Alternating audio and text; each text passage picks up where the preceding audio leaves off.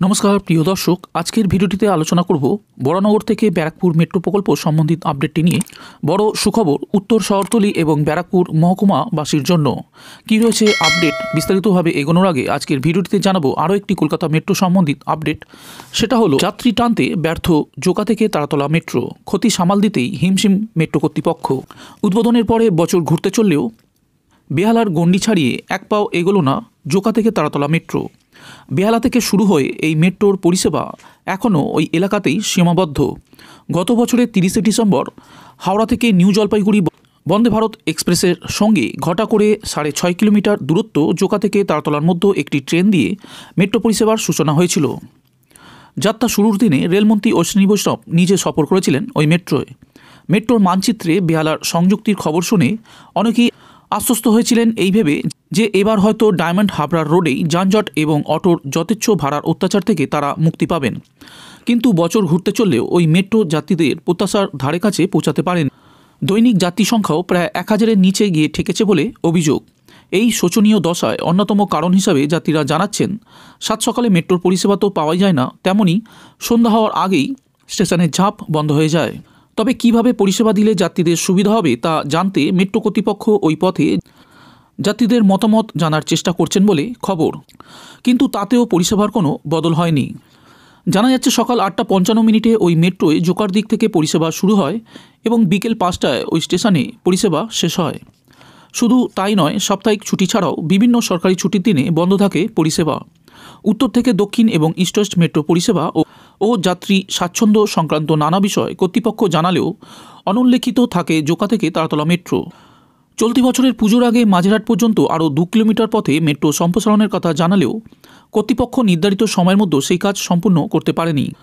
তবে ফেব্রুয়ারি নাগাদ মাঝেরহাট পর্যন্ত কাজ সম্পূর্ণ করে পরিষেবা সম্প্রসারিত হতে পারে বলে জানিয়েছে মেট্রোর একটি সূত্র।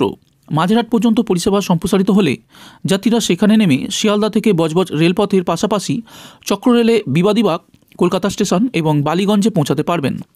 তবে কলকাতা মেট্রোয় এই মুহূর্তে কর্মীর সংখ্যা যত, তাতে সম্প্রসারিত মেট্রোপথে কতটা কার্যকর পরিষেবা দেওয়া যাবে তা নিয়ে সংশয় থাকছেই।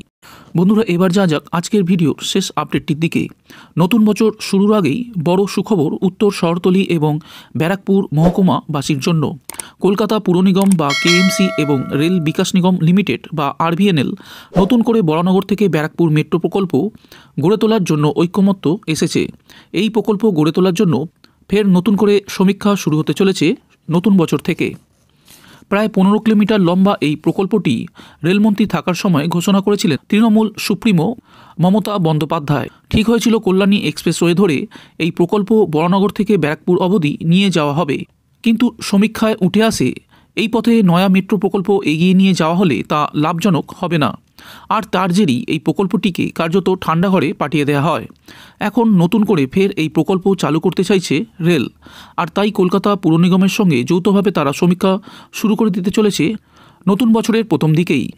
জানা গিয়েছে কল্যাণী এক্সপ্রেসওয়ে ধরে প্রস্তাবিত বরানগর থেকে ব্যারাকপুর মেট্রো প্রকল্প বাতিল হলেও উত্তর শহরতলি এবং ব্যারাকপুর মহকুমাবাসীর মধ্যে এই প্রকল্প নিয়ে আশা থেকে গিয়েছিল। আর তার জেরে নানা মহলের ওপর তারা চাপ বাড়িয়েছিলেন যাতে এই প্রকল্পটি রূপায়িত হয়। কেননা এই প্রকল্প রূপায়িত হলে উত্তর শহরতলি এবং ব্যারাকপুর মহকুমার আর্থসামাজিক ক্ষেত্রে বড় লাভজনক পরিবর্তন আসবে। এছাড়াও এলাকার উন্নয়ন ত্বরান্বিত হবে। সেই সূত্রেই কেএমসি এবং আরভিএনএল নতুন করে এই প্রকল্প গড়ে তোলার জন্য ঐকমত্য এসেছে। ঠিক হয়েছে বিটি রোড ধরেই বরানগর থেকে ব্যারাকপুর অবধি মেট্রো নিয়ে যাওয়া হবে উড়ালপুল বা এলিভেটেড ওয়ের মাধ্যমে।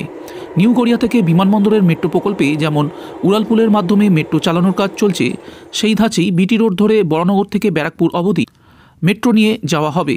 সেই কাজেরই সমীক্ষা শুরু হতে চলেছে নতুন বছরে।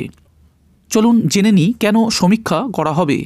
এখন পলতা থেকে উত্তর কলকাতার টালা জলাধার অবধি গঙ্গার জল আনার জন্য বিটি রোডের নিচে মোট 6টি পাইপলাইন রয়েছে।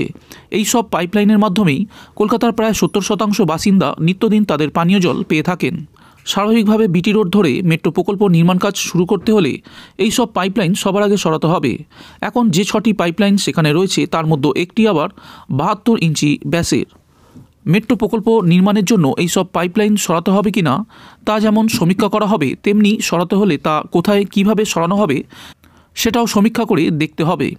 সেই সমীক্ষার রিপোর্ট হাতে এলে তবেই চূড়ান্ত হবে এই প্রকল্পের ভবিষ্যৎ।